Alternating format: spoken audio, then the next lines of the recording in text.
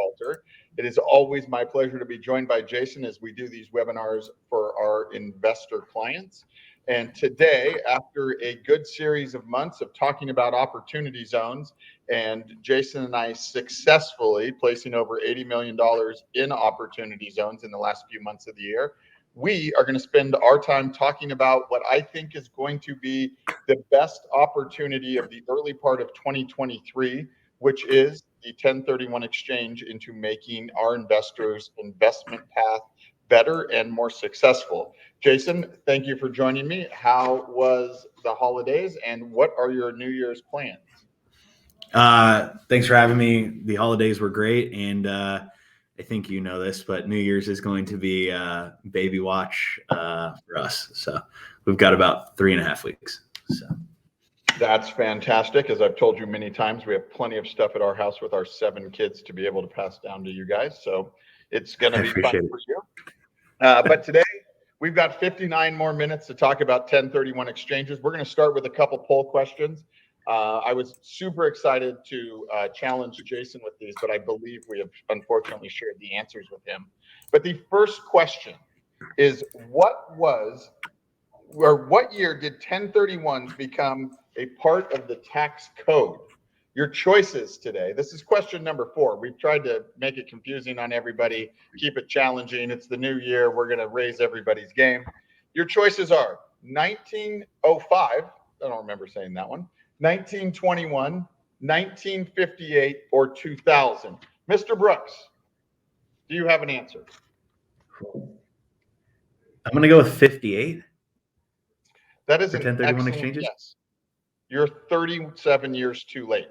The first allowed tax-deferred exchange was in 1921.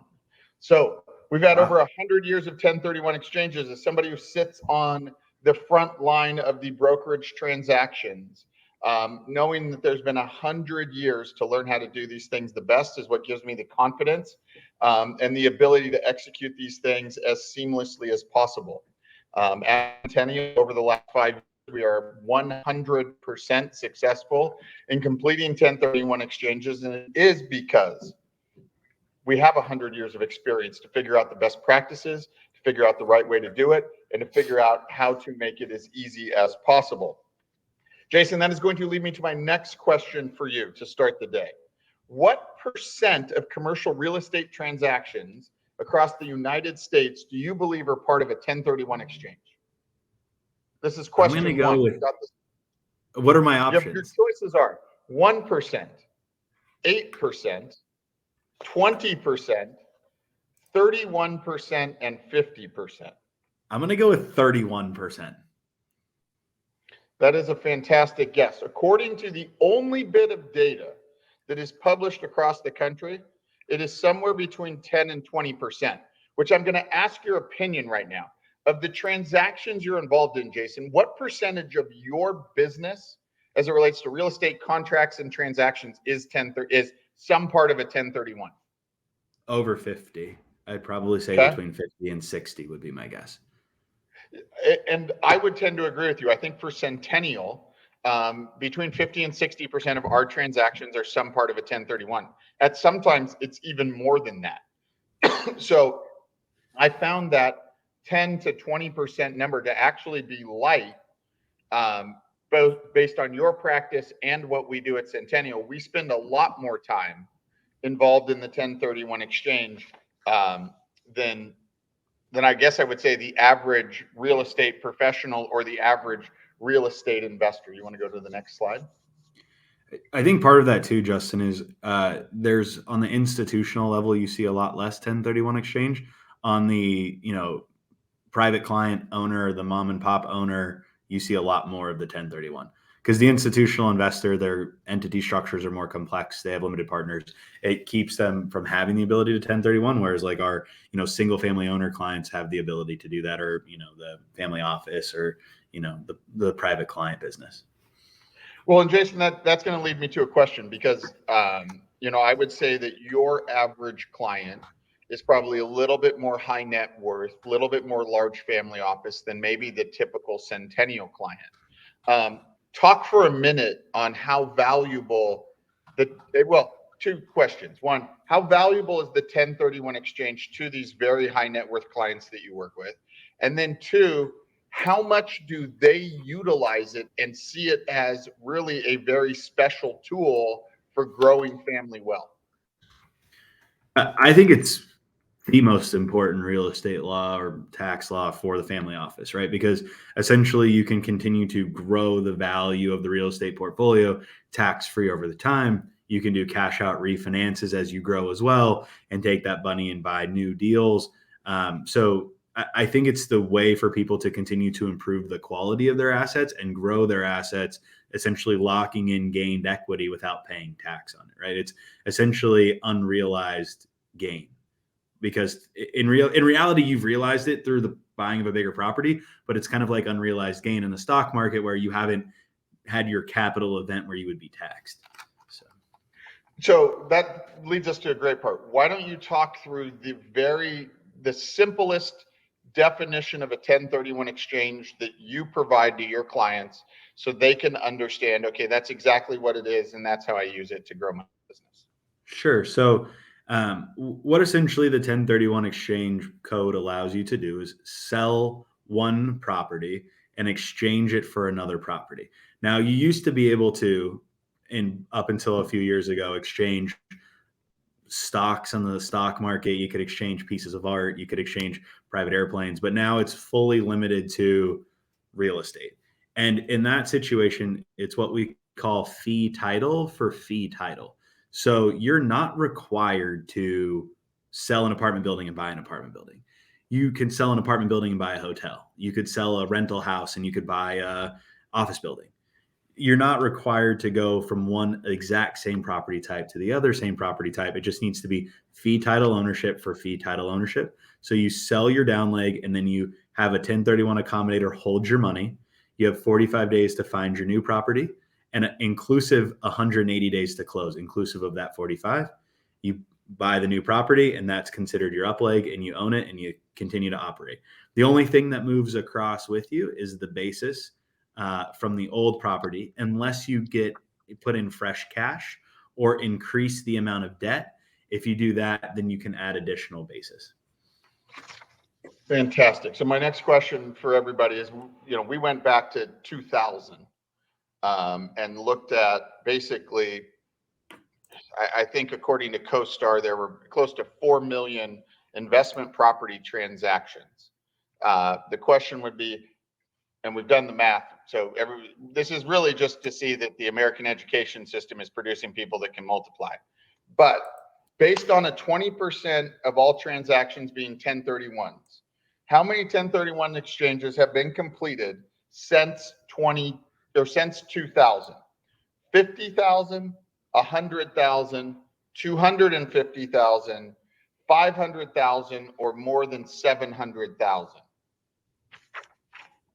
Jason? I'll guess more than 700,000. Excellent.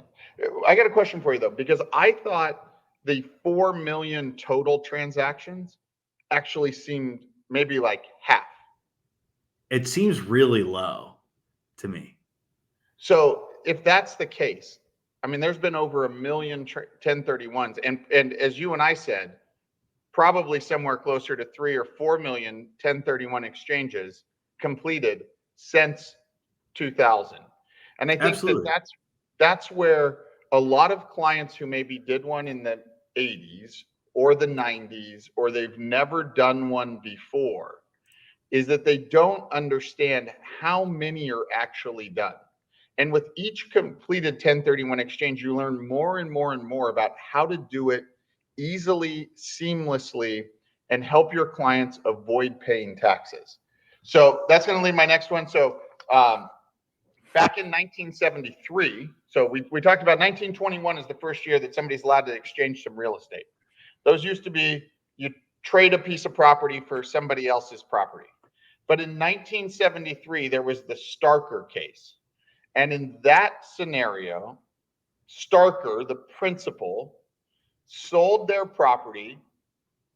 Their money was held by escrow, and then later they purchased another property. It is basically the deferred part of the 1031 exchange.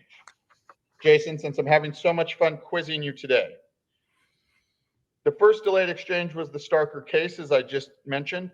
What did Starker own?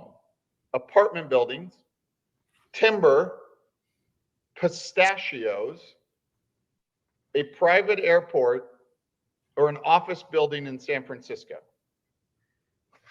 I want to go office building in San Francisco because you were pretty detailed there. Although we did have a client recently looking at a pistachio farm, which just makes the answer intriguing. I'm going to go with timber, though. Excellent choice. You definitely know what you're doing. I tried to bait you with the San Francisco office building and the pistachios for the reasons you mentioned. But no, it was actually Starker owned a very large, I'm going to call it timber farm or forest in Oregon. And the buyer, which was Crown Zellerbach, I believe, if I remember the story correctly, purchased the timber acreage over a period of time. And then Starker took the money from each sale of the timber and bought something else. And that went all the way up to the Supreme Court, in which case it was approved that Starker basically met all the requirements for the 1031 exchange. That gets into the dates and timing that Jason mentioned earlier, the 45 days to ID after the close of escrow on your down leg, and 180 days after you close your down leg that you need to close the replacement property. So Jason, so what we'll do is we'll go to the next slide. We'll talk a little bit about Justin. I believe it was the Starker case that ultimately led to the creation of what we now know as 1031 accommodators, the party responsible for holding your money during the anywhere from 1 day to 180-day period, which was when they used escrow in that one instance, and then now you have independent accommodators.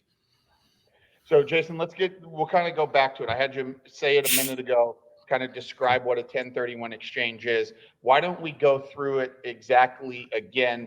I'm going to give the really simple, and Jason mentioned it earlier. If you own Apple and you want to sell your Apple stock, you sell your Apple stock and you buy Tesla. You avoid the capital gain if you take your Tesla stock and put it into a different stock. And it's a trade. This is the real estate version. Jason, why don't you talk a little bit more, again, about the basics of what the exchange is, how somebody does it. You mentioned the accommodator just a second ago. Maybe go into a little more detail on the role they play, and talk a little bit about what people can exchange. Sure. So first, you used to be able to exchange a bunch of different kinds of stuff, including like stock, like you just mentioned. Now it is solely limited to real estate. And so what'll happen is you have a piece of real estate that you own for investment purposes. So that's the first key, is that it needs to be investment real estate. It cannot be your primary home. It cannot be a home classified as a secondary home. It can be a rental property that you might stay in from a vacation perspective, but that you also rent out. So it needs to be an investment property. You list it for sale. When you go to sell the transaction prior to the sale closing, you engage what we refer to as a 1031 exchange accommodator. The reason being is, in order for a proper 1031 to occur, you as the seller cannot touch the money. The money needs to be out of your control and in the control of the accommodator. So at the closing of your sale, which we would call the down leg, the money goes from the escrow company to the 1031 accommodator. From that date, you have 45 days to identify a property. Generally, the rule is you can identify 3 properties or up to 200% of the amount of the value of the property that you sold. Now, there are a few exceptions to that rule, which we could get into later in detail. Once you've identified that property, you then put it into contract and then you close. You have to close within 180 days of the sale of your first property. So you sell the down leg and you buy the up leg. The up leg needs to close within 180 days of the sale of the down leg property.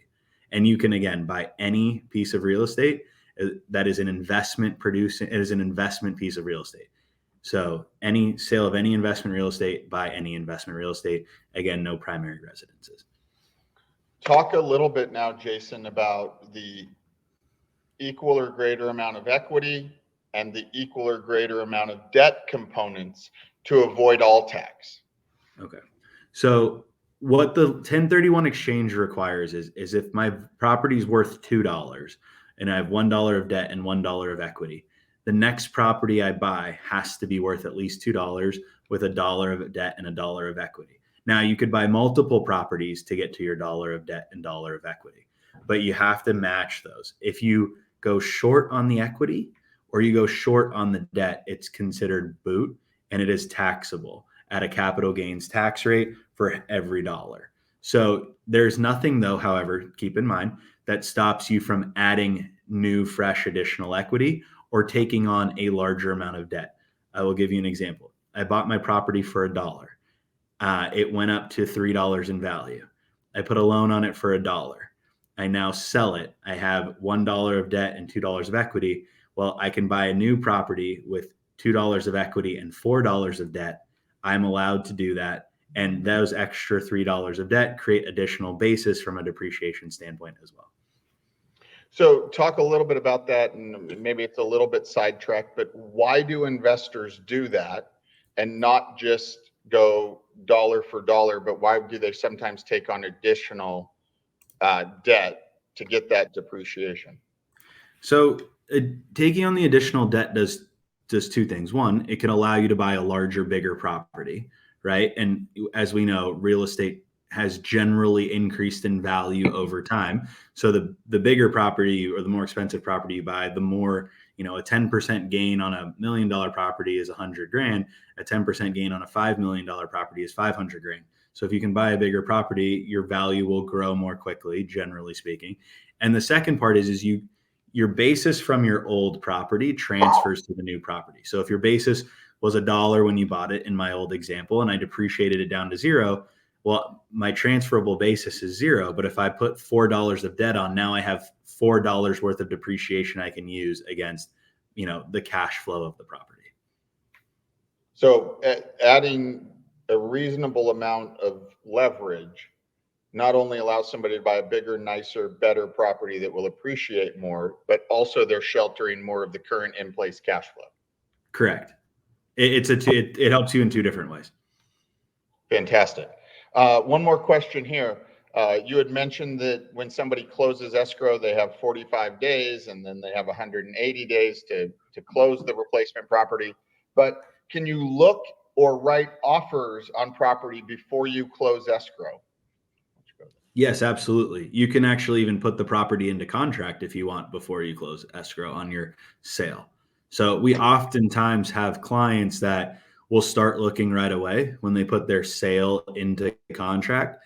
And then what they'll do is, like, once their down leg, their sale goes non-contingent, they'll, either execute the contract or they'll already be in contract, but they'll make sure that their contingency period doesn't come up until after the contingency period on their sale. So you don't have to take the 180 days. You could take one day. We're doing a 1031 where the down leg closes January 10th of this upcoming year and the up leg closes on January 11th. Like, the client's literally closing the sale on a Wednesday or a Thursday and closing the purchase on a Friday. So that you can go that quickly. And a lot of people like to try to line it up as fast as possible because it's less downtime in your cash flow.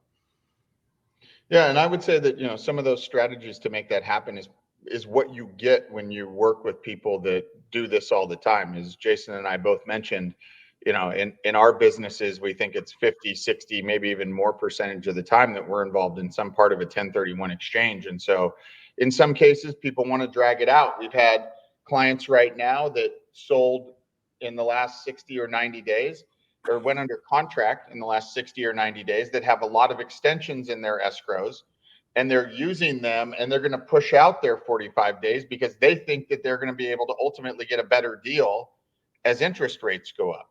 We have other clients that rely on the cash flow for these things. And as Jason said, structuring the transaction so they're closing on Wednesday on the down leg and they're getting new rent on Friday on the up leg is sometimes more important. And so when you tap into people that have the experience of doing these, they can align the transaction to match up with what your critical needs are. we can really use the 1031 exchange to not only improve your situation, but also make sure to manage and address the opportunities that you have in your business. On this slide, I think what we want to talk about, or at least what we want to share is, in a lot of, what are the main reasons why people use the 1031 exchange? And so in doing this for 25 years and being a part of close to 5,000 transactions now, of which probably 1,500 to over 2,000 have been 1031s. The biggest ones I see is age of property. In a lot of cases, our investors and our clients are buying property that is older. In Southern California, that can be as old as, let's call it, the 1920s. So we're getting into 100-year-old property now. We'll show an example of somebody who traded a 100-year-old property for a 1-year-old or a brand new property here in a second. But people have the ability. They bought a property because that's what they could get into. That's what they liked at the time. It was 30 years ago when they were 30 years younger and the building was 30 years younger. But the ability to improve the age of the property, typically, whether it's less headache, better amenities that match what tenants and users need right now.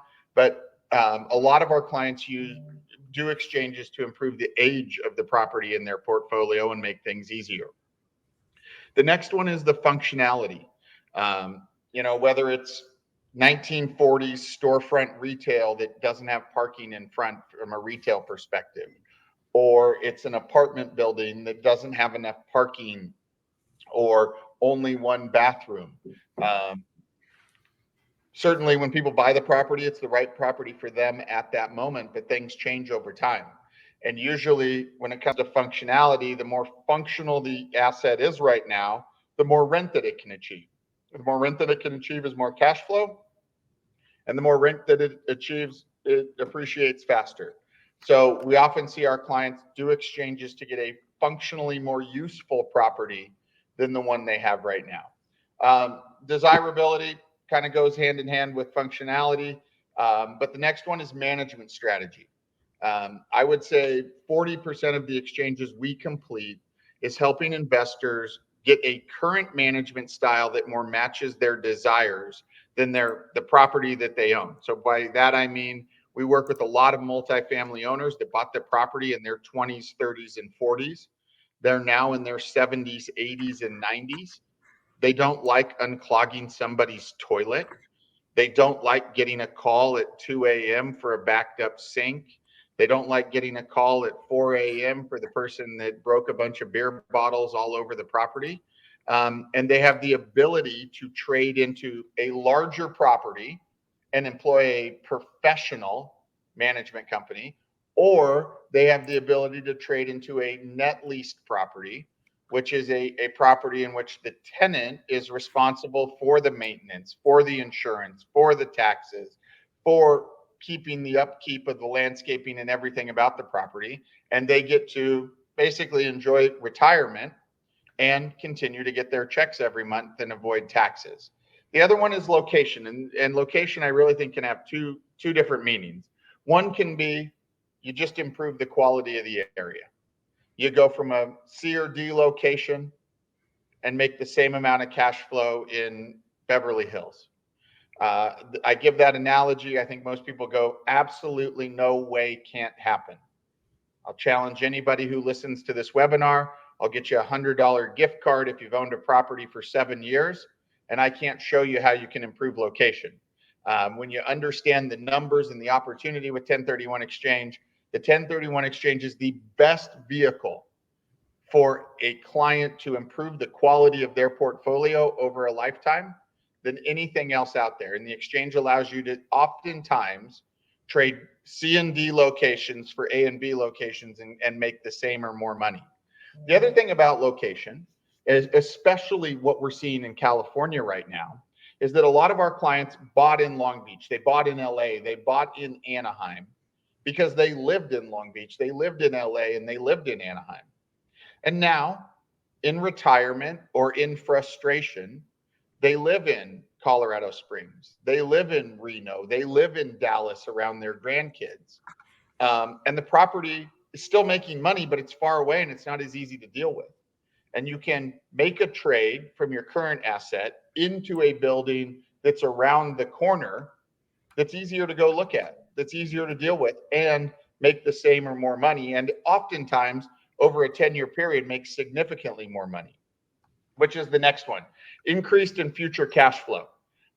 When you do the numbers all day, like we do, we've realized that there is a period of time when somebody has typically owned a property too long and had the same debt in place for too long, and they aren't maximizing depreciation, and they're not effectively using leverage to maximize their return.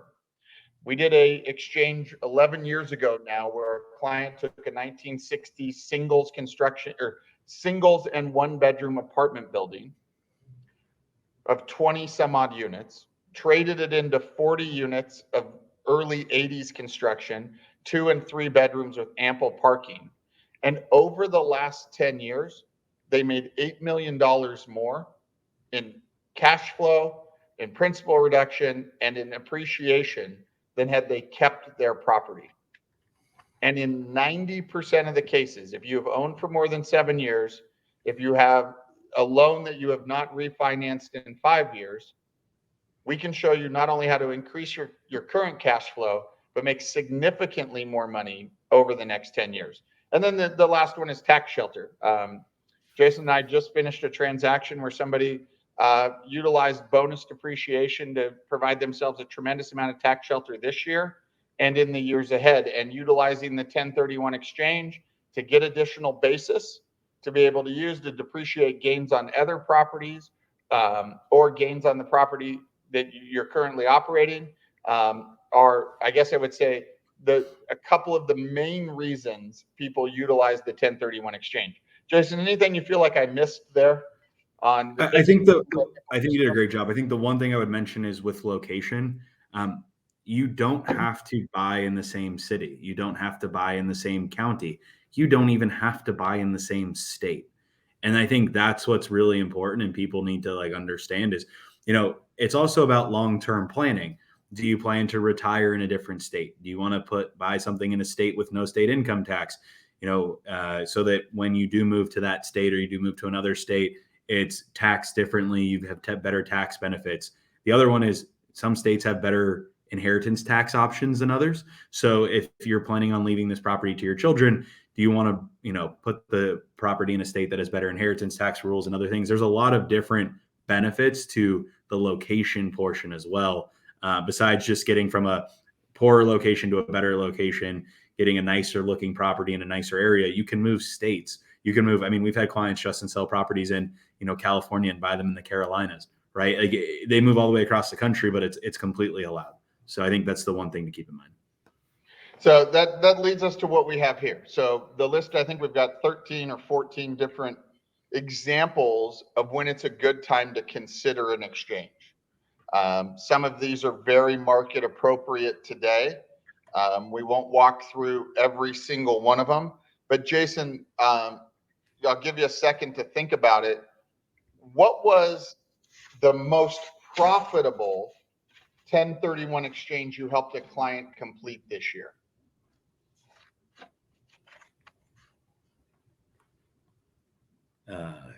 Let's think. I'll give you a second because I think on this list there's a lot of clients that have 3 or 4 of these things. Whether it's the property is older and is slightly functionally obsolescent, and their loan to value is less than 50%, and they have little or no depreciation. What I always advise clients is that when you have just one of the things on here, it's worth looking at the numbers and considering. But when you have 3 to 4 of the reasons of when to do one, it's almost always far more profitable. But the unique thing about the 1031 exchange is that these are reasons that kind of come and go in the marketplace. But there are a couple reasons, and we'll cover them a little bit later, of what makes the early part of 2023 such an opportune time for people that have the items on this list. It doesn't happen very often. In fact, over the last 10 or 11 years, it's really only happened in 2 or 3 years One of those times being when I talked about earlier, our client that made $8 million more. A lot of the market fundamentals, higher interest rate, some, let's call it concerns about direction of the market. That's when they took advantage of the opportunity for an exchange. Now, in that case, they had an older building. They had a bunch of studios that they didn't want to deal with. And they were spending a lot less time in LA and a lot more time in Newport Beach and Costa Mesa. So they got rid of an older building. They got rid of a building that had lower depreciation, and they got a building closer to where they were spending more time. But they did it in very similar market circumstances. And we'll cover a little bit more later about what makes early 23 maybe the time where most people think, oh, it's probably bad to do an exchange right now. But for some segment of the market, it is absolutely the best time to do an exchange. So Jason, hopefully I've covered enough ground here that's given you a minute. What was the most profitable exchange that your clients did this year? All right. So this is, the numbers are fairly large, but this is like the best example of a profit. It combines some of the sweat equity things you talked about, low leverage, some other items. About 7 or 8 years ago, a client bought a very poorly flagged, well located hospitality property for about $30-ish million. About 7, 8 years ago. Over the past 5 or 6 years, up until about a year ago, they painstakingly spent about $30 million remodeling the entire thing and reflagging it into a very high end flag. They got an unsolicited offer for roughly $165 million. They had $10 million in debt on the property. They were into it for 60, 1031 into something worth a couple properties combined worth a little north of 250. Locking in their gain and their equity, and then getting into something that some was a new project, some was a really good stabilized asset, and one was a property that was vacant, but they had already secured a tenant for the entire property. And so right after close, they were able to substantially improve the value of that asset as well. So that was, it was a pretty impressive deal. That same person's owned a few other assets since the 70s and 80s that they're looking at now, with the changes in the mansion tax in LA. Is it time to move LA assets now before the tax comes into play? Because, on a $10 million building, it's, you're looking at $550,000, right? And for every 10 million, it's another 550. So a $20 million building, it costs you 1.1. So they're starting to look at, is now the right time to 1031 out of a bunch of other LA assets into other locations? As a brief kind of side note there, talking about, Jason called it the mansion tax. It's ULA. It goes into effect in April of next year. That tax, you don't get to defer it if you do a 1031 exchange, even if you did a 1031 exchange in LA. My comment on it would only be that I think it's highly likely that it's lower today than that mansion tax is in 10 years. And I think that the threshold today is higher than it will be in 10 years. So if you do own LA property and you don't see yourself wanting to have a larger portfolio of Los Angeles property, that yes, considering an exchange right now, I think would be a really valuable thing to do, coupling some of the other things we've talked about. Jason, I'm going to give a little bit, maybe a more typical example, because when you start talking about $30 million assets and into $250 million assets, that's where a lot of our clients want to shoot towards. But you know what? The truth of the matter is they don't get there if they own one property and they hold it forever. So the example I'm going to use is we have a client right now who has 2 assets. They're about 30 minutes from their house. They are 15 minutes apart from each other. They've owned them for 30 years or 25 years. Because they've owned them so long, and because they're busy doing all kinds of other things, the rents are somewhere between 50 and 75% of what market rent is. So because things have been so good and so easy and they bought it such a good time, they've been so comfortable that they're making less than 1% on their equity. So this exchange we're doing right now, we are going to take a client who has older buildings far away from home, where they are making 1% on their money because of comfort and complacency. And we are going to get them into Orange County in a newer building where they're going to triple to quadruple their cash flow day one, all while having higher quality tenants, rents at market, so that as they are allowed to increase rents with AB 1482, they will do better over time. And it is the opportunities that, truthfully, I really enjoy being a part of. Client has heard about an exchange, didn't do it. Heard, they're going to pay taxes, they're not going to find any up legs, all those certain things. We walk them through how we go about doing it, the timelines that they have, how we utilize our expertise to give them a long time or a short time. And now we're going to help somebody make way more money in retirement. It's really kind of a fun thing to do. And I think that's my favorite exchange that we're going to be a part of this year. Justin, I think we did one at the beginning of this year where we had a client together that owned a 5-unit that they in Glendale that they bought for about $130,000 in the 60s, I want to say, and a single family home that they bought for $60,000. Of those 6 rental units combined, the house and the 5 units, 3 were not paying. We 1031 them out of those into a Taco Bell with a 300 unit guarantor operator and a Pizza Hut with a 150 unit guarantor operator. So they went from 3 of their 6 units not cash flowing to mailbox money every month. Like that's the kind of thing. I think their basis on the 2 combined deals was $200K ish. And the deals they were able to buy with a little bit of leverage were 3-ish million, 3.5 million. So we did that earlier this year too. I mean, those are the opportunities where your family's had it forever. You've inherited it, or people bought it and they just want, an easier, better life now, right? Like the management was so difficult for the elderly mother on those deals that it was really a great opportunity for her. And now she is happy and she just gets her rent and doesn't have to worry about arguing with tenants. Like when I ask you this question, it takes us a minute to think of one, but then you just start thinking of more and more of the success stories and the opportunities. And like even that one, it's such a great example, right? Like you're talking about, they had 6 units and everybody's like, oh, well, everybody needs housing. I always want to own apartments. Net lease scares me because it's one tenant. Well, in that case, they had 6 tenants.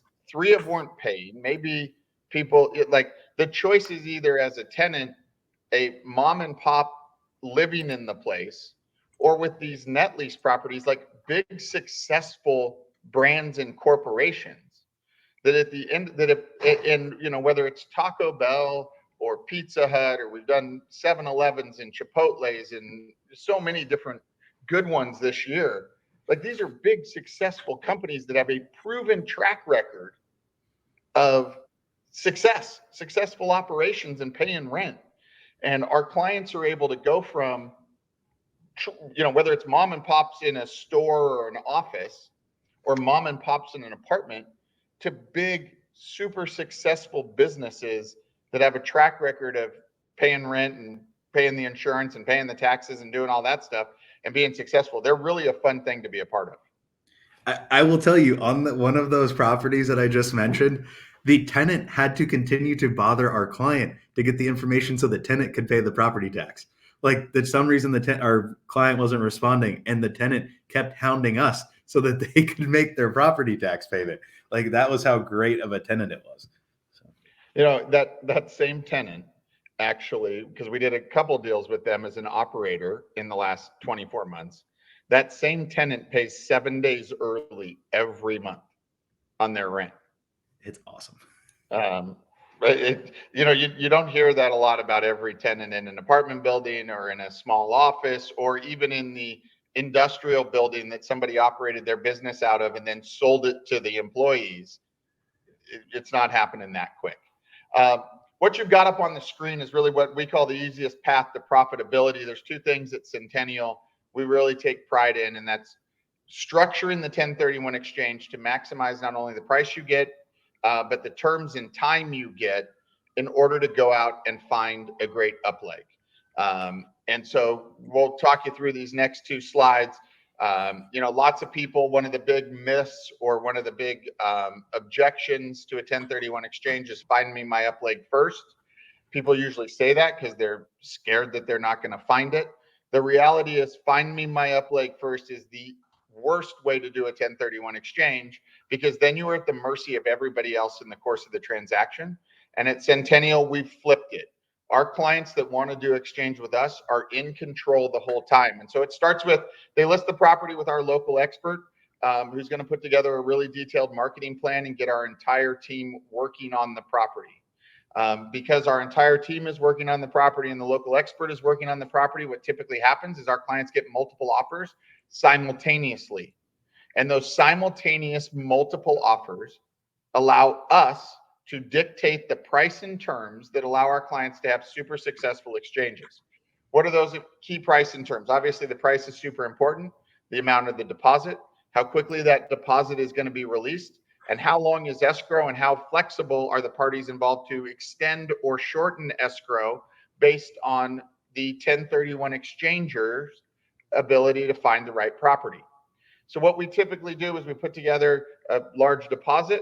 We have very short contingencies, and somewhere between 10 to 21 days, our clients are non-contingent on their down leg with the buyer's deposit money available to them to go out and go shopping. That's going to lead our clients to have anywhere from typically 45 to 100 days in escrow where they have certainty that they're going to close, and they can go out and shop and look for property before the 45 days starts. So what does that allow somebody to do? What it allows our clients to do is write competitive offers. When our clients are in exchanges, they're not the ones that are paying over list price or having to pay a lot to get a property. Because we're able to provide a seller certainty of performance, our clients often get better prices than when they are competing with somebody who maybe has fresh cash or completed a refinance. So our clients get preferred pricing, and because of the way we structure the transaction, the timing, they are typically closing their up leg within 30 days of their down leg. Camille, if you want to go to the next slide, we'll show you this. But what I really want to show, and I'll be quickly or brief about it, is that what makes us unique at Centennial is we work a simultaneous exchange. We're going to work on your acquisition the day we start working on the sale of your building. And what that has proven from our track record is that we get exchanges done in shorter periods of time than our competition. As I mentioned when we started this call, Centennial is perfect over the last 5 years in satisfying an exchange, and 0 of our clients have paid taxes because they couldn't find a property. And it's because we work this simultaneous 1031 exchange timeline that when you meet with one of our advisors, or if you reach out to Jason, who's well aware of how we do it, we can go into more detail on how we utilize the timelines available and how we utilize the 1031 exchange requirements to give you the shortest amount of time or the longest possible amount of time to complete an exchange. You want to go to the next one? Jason, you mentioned it. We talked a little bit about people trading into apartments or trading into from hotels or into net lease properties. This slide here that everybody's looking at has the variety of different exchange options for people. If you want to talk a little bit about what some of your clients like about the different property types and kind of the variety of property types that people have available to them when they do an exchange. Sure. So I'll classify the triple net through apartment as one category, and we'll talk about those separately, but I'll talk about REITs and DSTs first. So a Delaware statutory trust or a REIT is a property that you invest in. You can 1031 in and own a portion of that property. Now, the pros are you get a monthly check. You don't have to do anything from an operational standpoint. There's not much work involved, but you're paying fees and someone else is managing the property. And essentially there's going to be reduced cash flows to a certain extent because you're not controlling it yourself. There are certain things that are out of your control.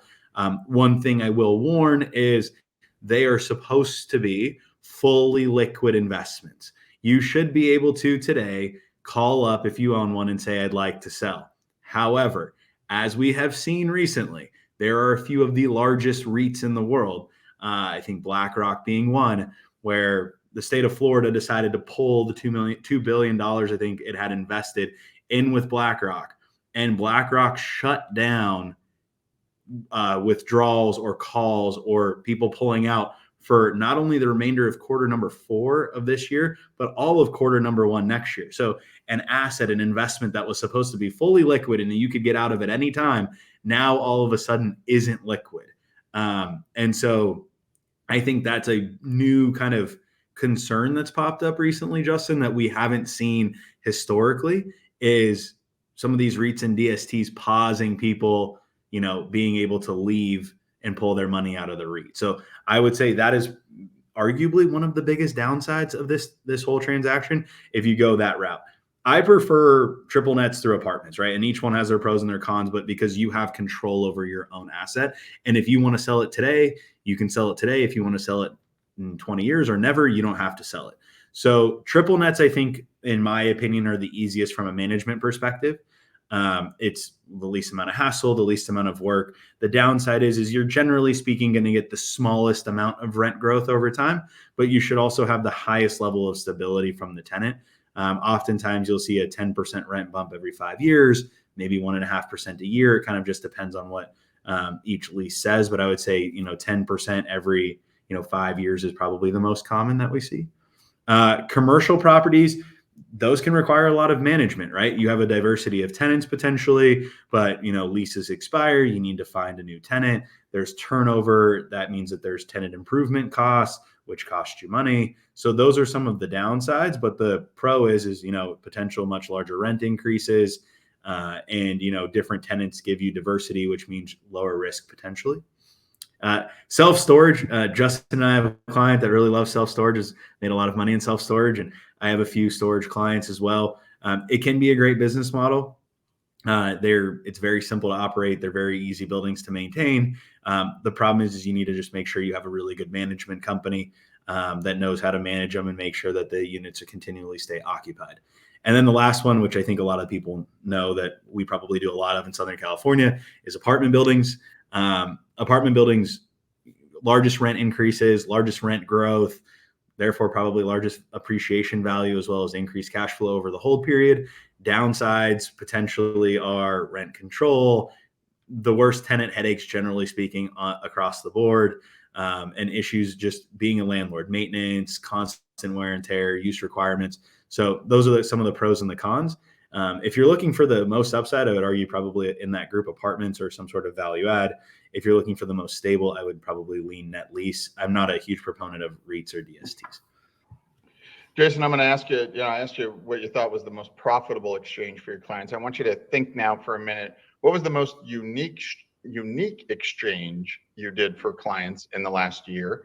And, as Jason talks about the variety of different products, I would tend to agree with him. I'm not a huge fan of the DSTs because I think if somebody is looking for no management, there are no to very, very low management options, but you still have control.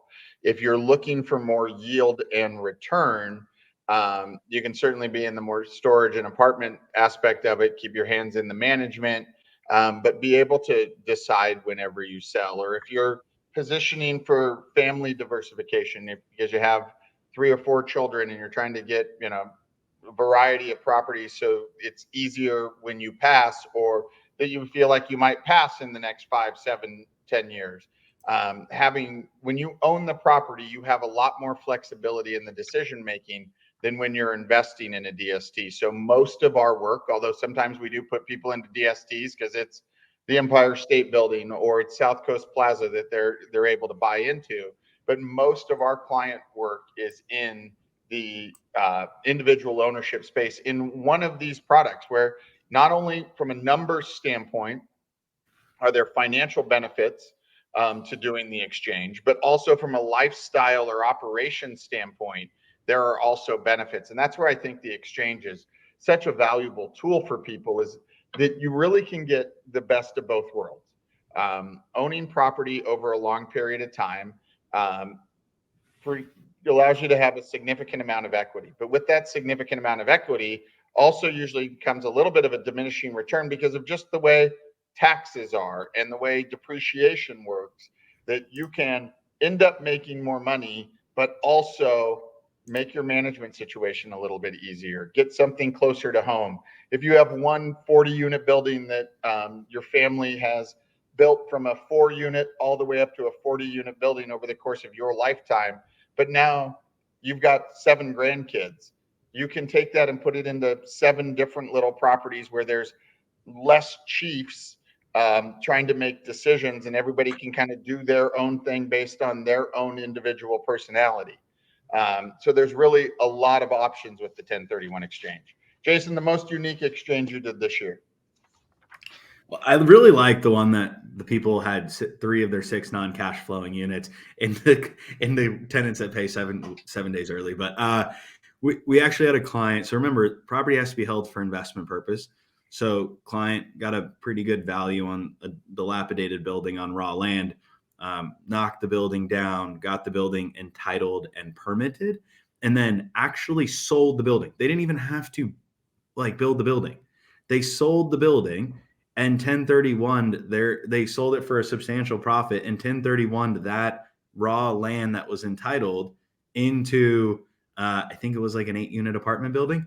But essentially they went from raw land, which they had increased the value by demoing and getting entitled and permitted for a build, and without actually having to build, they were able to lock in a bunch of value in 1031 into an 8-unit apartment building.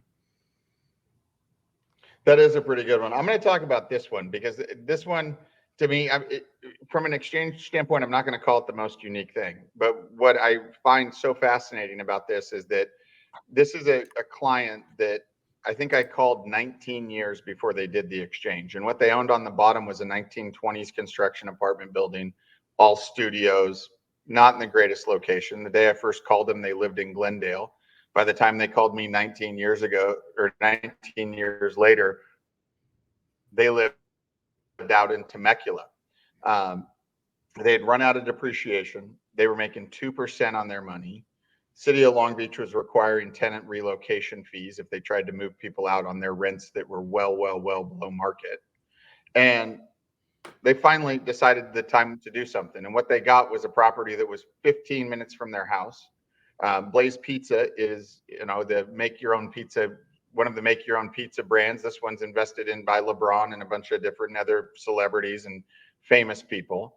They got new depreciation. They increased their return by 50%.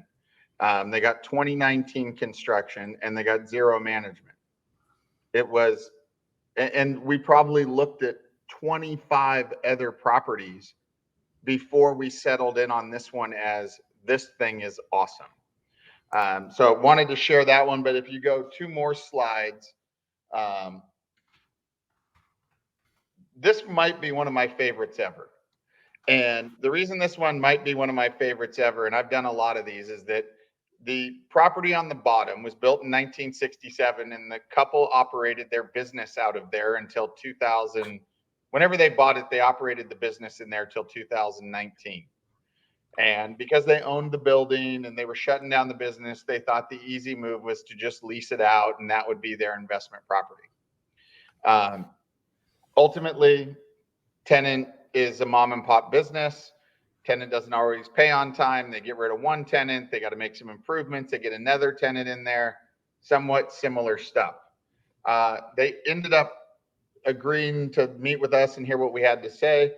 And they did an exchange with us. We got them a phenomenal price, perfect time in the market in the spring of 2022. And we put them into this brand new Popeyes construction building in Prescott, Arizona, across from the hospital, and maybe the largest, nicest gas station I've ever seen in my entire life. On the main street, phenomenal building. And the reason why I wanted to share this one is because the client had a couple moments of nervousness where they weren't sure that they were going to find the right property.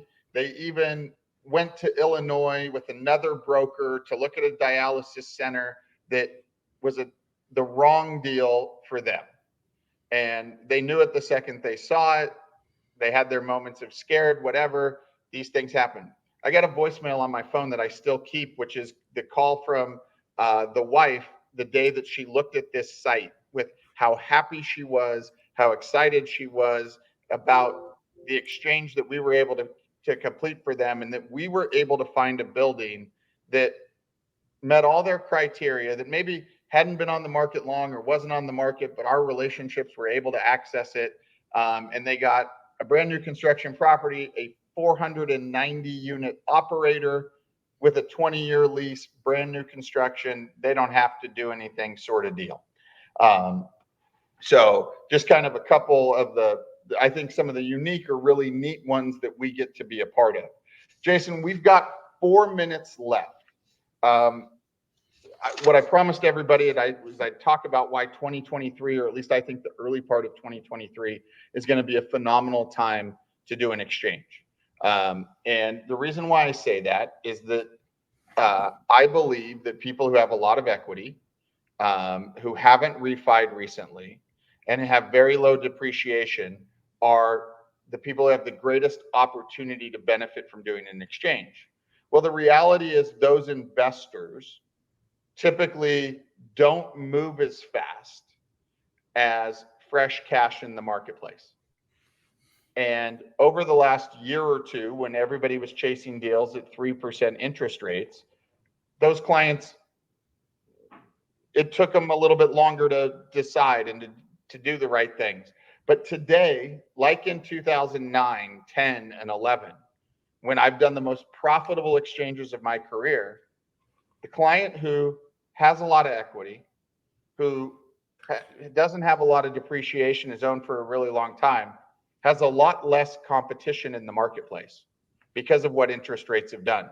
Those of you tracking the interest rate market, interest rates have gone up anywhere from 250 to maybe 350 basis points since January of this year.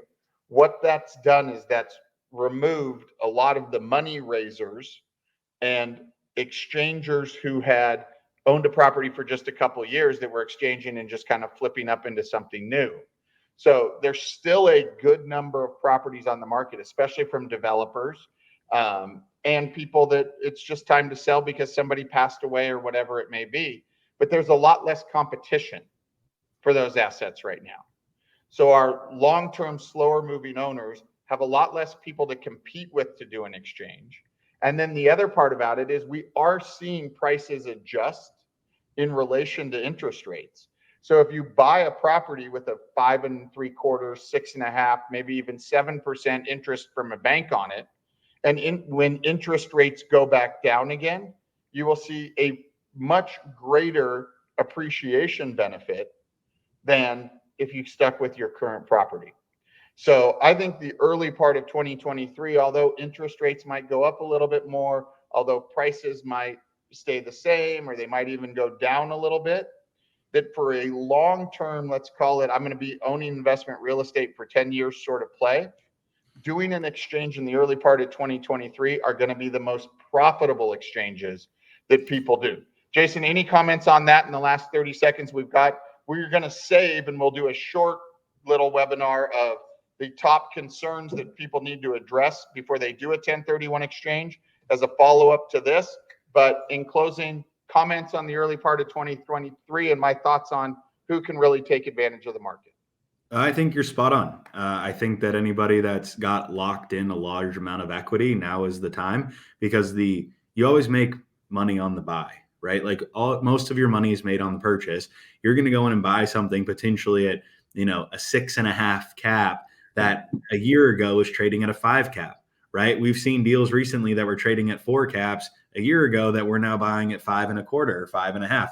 So you're getting a great deal. And if you've got long-term locked in equity, now's the time to potentially seal that in with a sale and then buy the new property. And I would also just caution and recommend, if you own a property in the city of Los Angeles, it's worth more than $5 million. If you've been thinking about selling it, talk to your advisor. Now is probably the right time. If the deal closes before April 1st, you do not pay tax.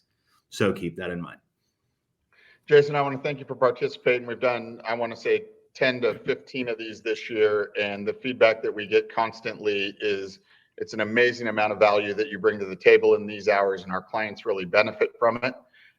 It's been a fantastic year at Centennial. It's been a fantastic year in our partnership with Jason and Buckhalter, and I hope that all of you have had a really good 2022 and that you allow Centennial and Jason and I be a contributor to your success in 2023. Thank you all for attending, and I hope you have a great day.